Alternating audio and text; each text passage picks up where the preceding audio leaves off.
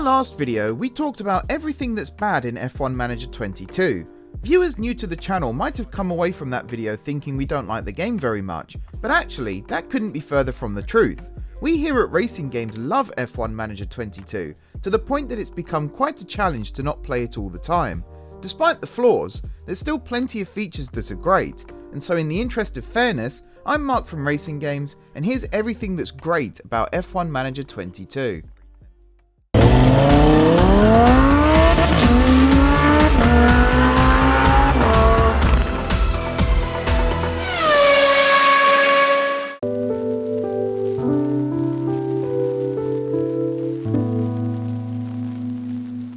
Let's start with the visuals. Yes, some of the animations are a little funky, especially when it comes to crashes, but overall the game looks absolutely stunning. The fact is, the game could have shown all races only from the top-down view, and most players would have still been happy. But to have a photorealistic trackside or onboard camera when watching a race in real time really throws you into the immersion of F1. The race engine is another example of Frontier being able to take things to the next level. Take a screenshot from a race, and chances are people will think it's a real photograph. It really is that good. Having these amazing visuals adds to the race day atmosphere, and being able to watch your drivers compete with the rest of the grid really gets your heart racing. Seeing Alex Albon go too wide up Eau Rouge is enough to get anyone's pulse racing, to the point you have to remind yourself that what you're watching isn't actually real. It is a shame that the cars will remain visually constant throughout your careers, with no livery changes or sponsor differences, but really that is a small complaint when you think about it. Like I said, Frontier could have gone the Motorsport Manager route of limiting how close you can get to the action when it comes to races, but instead they chose to represent as close as possible the F1 broadcasts we know and love, and boy have they done a good job. Considering this is only the first entry in the series, we here at RacingGames can't wait to see what the next step is when F1 Manager 23 releases next year. Huge props too must go to the small visual details. The fact drivers' racing suits change according to which team they're racing for, as well as staff members having their shirts change, is such a small detail, yet makes such a big difference once you notice it. And then there's the sound design, but we'll come back to that in a little bit. For now though, let's talk numbers. Before we move on, have you subscribed to RacingGames yet? Just one click and you're on the RacingGames grid. Oh, and hit that notification bell too so you never miss an upload. Alright, on with the video.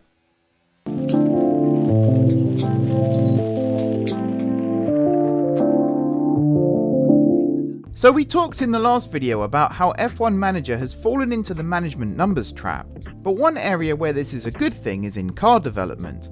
Motorsport Manager has a reasonably in-depth car development feature, where new parts can be developed as the season progresses in order to make your team faster. F1 Manager takes that feature and dials it up to 11. The option when it comes to developing parts of the car can look daunting to new players, but once you break it down, you can really appreciate the level of detail Frontier have gone to.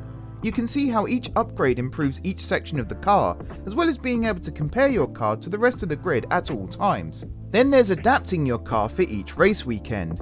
Being able to tailor a new front wing for different tracks really makes you appreciate the work real F1 teams go to when designing their cars for the season. A track like Monaco requires maximum downforce for the tight bends and hairpins, whereas a circuit like Monza requires wings flatter than the track surface itself.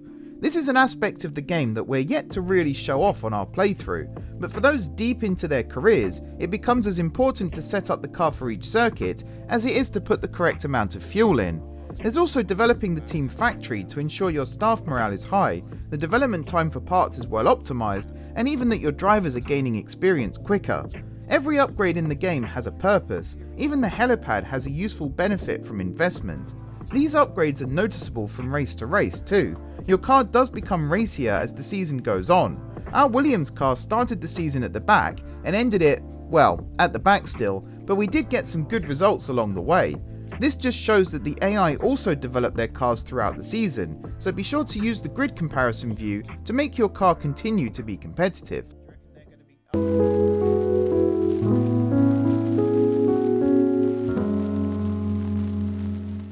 I said we'd come back to the sound design, so here we go.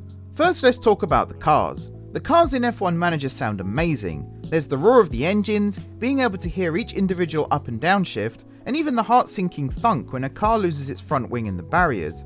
The commentary could be a little more varied when it comes to key moments, but again, no one's playing the game for the commentary. No offense, Crofty. The best bit of sound design by far though has to be the radio messages. For those who don't know, every F1 driver in the game has their voice appear in radio messages. Frontier achieved this by scanning through real race radio messages looking for sound bites to use for various scenarios that could happen during a race. The result is a real immersion-making interaction between your drivers and their engineers. Oh yeah, did we mention each F1 engineer also has their voice in the game too? It's hard to believe you're not actually listening in on a real conversation, such as the accuracy of each sound clip. The fact that both of our Williams team race engineers have been hired from Aston Martin, yet their dialogue still fits with Albon and Sargent is incredible. Speaking of Logan Sargent though, the illusion does crack slightly when it comes to F2 and F3 drivers, as their voices have not been used in the game, instead being replaced by generic voice actors. But it's still nice to be able to listen in on team interactions during races. Some players have complained that certain sound clips don't quite match up to the on-track action, and like with commentary, some more variety would be nice too. But again, this is the first entry in the series. There's plenty of time to add more clips in future releases, and it's another example of a feature no one asked for and yet everyone loves. We here at Racing Games know that F1 Manager 22 isn't perfect, but with each and every update, the game does get better and better. For the first entry in the series, the game is incredible in its level of detail, immersion and addictiveness.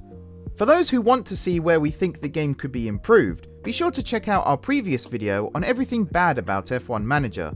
For now though, thanks for watching. I've been Mark from Racing Games. Be sure to leave your thoughts about the game in the comments below, and why not like and subscribe for all things F1 Manager 22 while you're there.